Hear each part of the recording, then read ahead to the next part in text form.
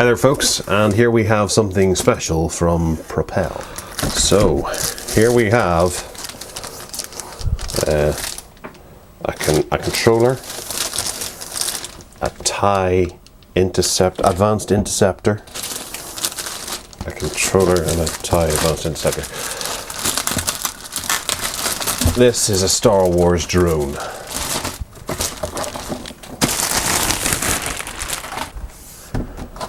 Recommended for the ages 14 plus, I'm guessing there. And this is the box with the Star Wars logo at the bottom with high performance battling drone, the controller, the same again with the Propel, and the controller. And then if we have a look on the top, there's just a handle here and 14 plus. This is the TIE Advanced X1, and there's some legal information at the bottom.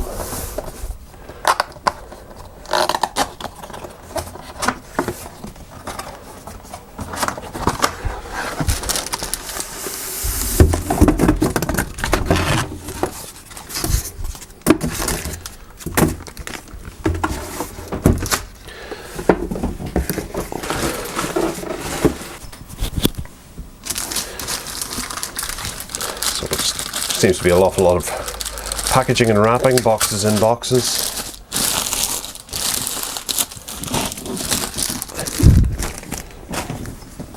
And there we have a very beautiful box. The Star Wars TIE Advanced X1 High Performance Battling Drone. On this side we have a seal of approval. The TIE Advanced High Performance Drone. New reverse propulsion blade system. Achieves speeds of over 35 miles per hour. Multiplayer game with other Propel Star Wars battling drones, so you can throw a bunch of them up with your friends and they'll dogfight. That sounds exceptionally exciting. However, I only have one, so I can't do that. I don't know anyone who has one. Push button aerial stunts. Multiple speed settings for beginners to advanced pilots. 2.4 gigahertz controller included. Each ship is highly detailed, hand painted and numbered. And special edition collector's box with light up display case. Doesn't that sound exciting? There we go, we've got the TIE Interceptor here, and that seems to be the same stuff again. There we go. So if we stabilize your rear deflectors, watch for enemy fighters. Coming in, 3 marks at 210. I'll take them myself. Cover. Yes, sir.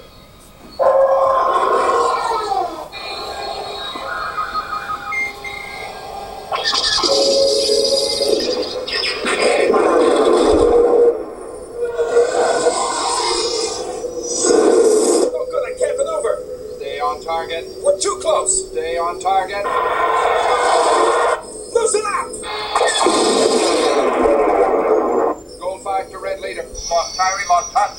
I copy, Gold Vader. It came from behind.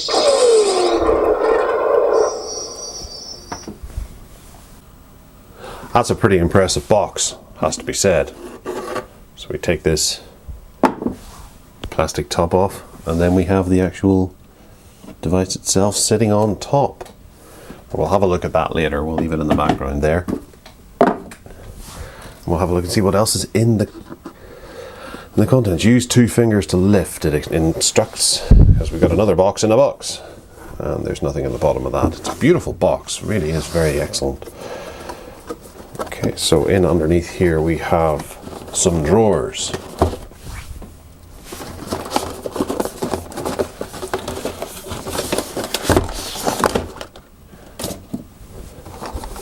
With bits and pieces inside. How exciting. Okay. Right, so this one appears to be connected to that one. No, there's no guessing what this is. It really isn't the easiest thing to take apart, these boxes. Okay, so here we have the controller. It's inside a mold. And it does feel to be quite a precision controller that the joysticks are metal effect at least. And there's some adjustment bars here. We have buttons here which obviously must do manoeuvres and things like that. This is possibly a harness so you don't drop it. And a button here, I believe that is to pair with the actual unit. And then we have some triggers on the shoulders. This must be the battery compartment. No, it's not. It's for putting a phone into. Okay. Bluetooth. We have a hole here, which might be for headphones actually. And then screws on the bottom here, for that must be the battery compartment. Possibly. We'll see. Don't see any batteries at the moment, but there's, aha, wall charger and batteries. Terrific. We also get an Imperial flight manual, which as a man we don't really need to take a look at. We have a training cage which fits around and helps discover the room and discover how to obviously fly and train yourself and how to use this without smashing it into walls immediately. So this is just, I was quite interested to see what this was like, and it is a very flimsy piece of plastic, but I guess with the rotors it's merely to protect the rotors, so it's a wee bit spongy so that it can bounce off the walls if there is a collision, but hopefully there isn't going to be. Okay, inside here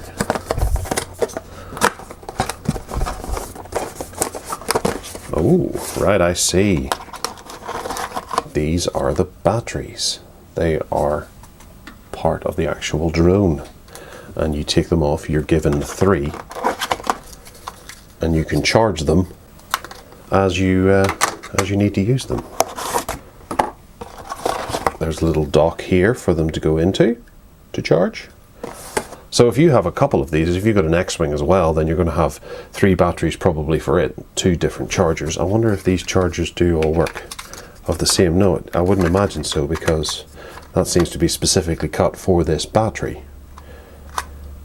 We'll have to look at some other people's unboxings to see whether or not they have a different charger, because it would be a bit of a pain if you have to have about 3 or 4 of these chargers if you've got 3 or 4 different drones.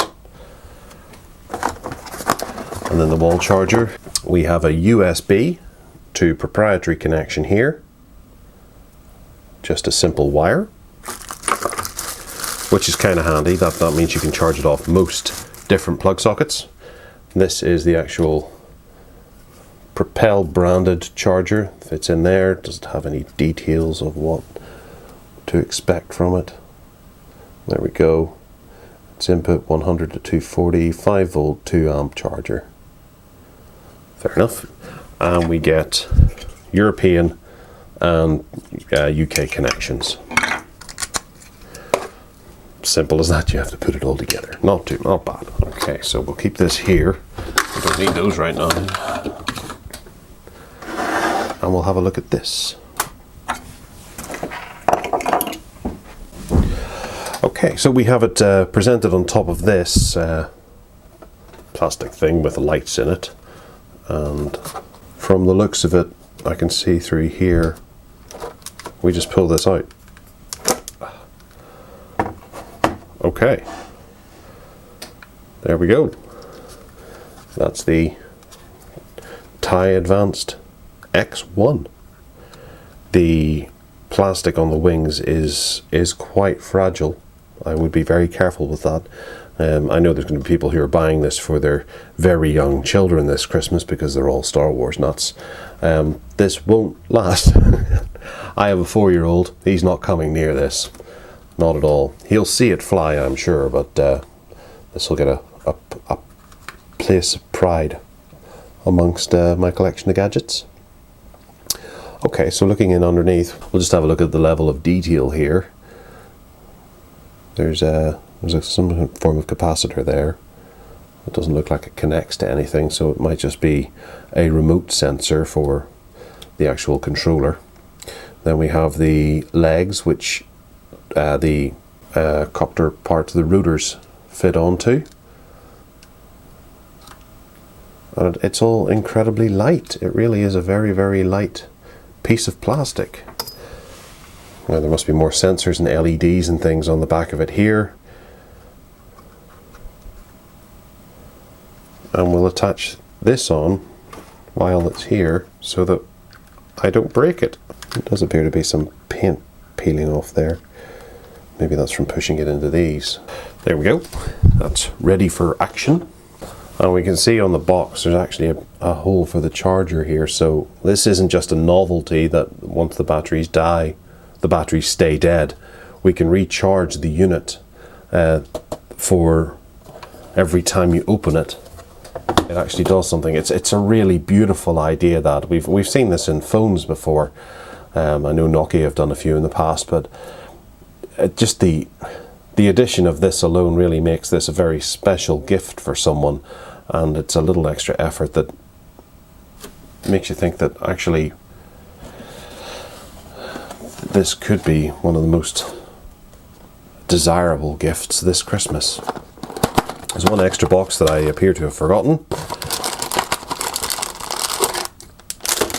It seems to contain some pretty important things. It was stuck inside this remove with two fingers thing. We have other wings that you can swap out for see-through wings or transparent wings. No, they are actually, there's nothing there. They're hollow wings, if you like.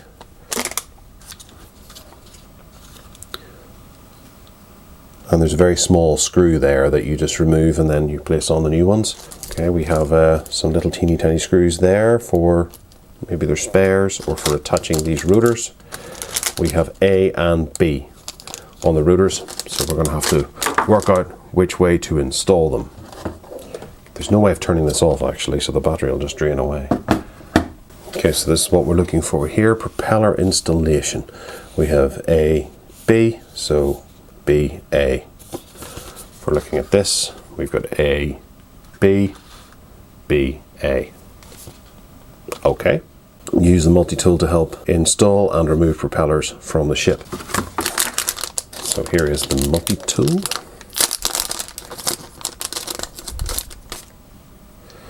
The thing is, to be able to put this back into that, you have to remove the propellers each time, so maybe that's why they provided an actual tool to assist. You use that to pull them off and you use this to push them on. So here we have two A's. A goes on here, and we use the multi-tool to push it, like so, and A goes on here.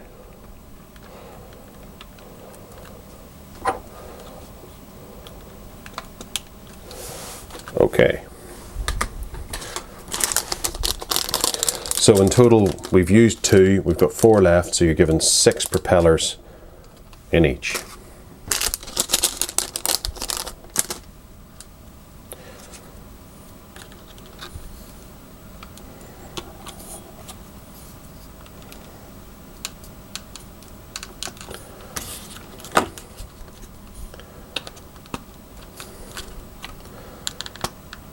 There we go. Okay, we're all ready. Well, we're not quite all ready to go.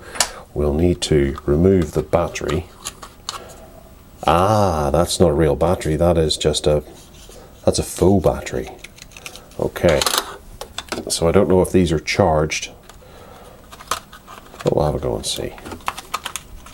They appear to be charged because we have some flashing lights.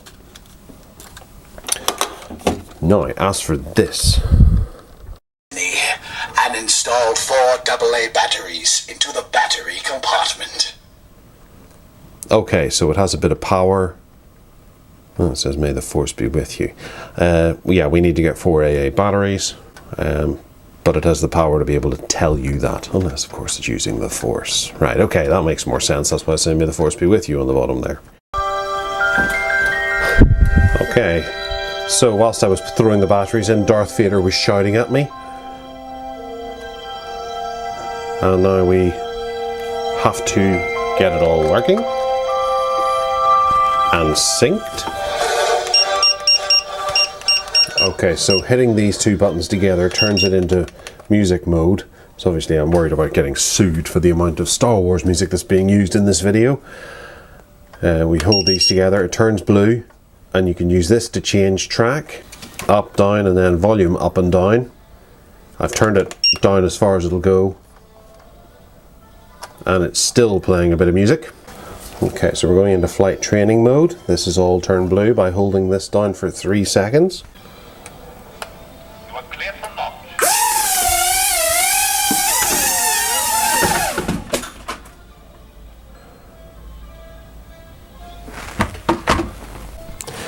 Okay, so that is the TIE Advance. We're going to go and get some footage of it outdoors or in a larger room because there's not enough space in here to be flying around. You are clear for launch. It's incredibly loud, and obviously the quadcopter part of it.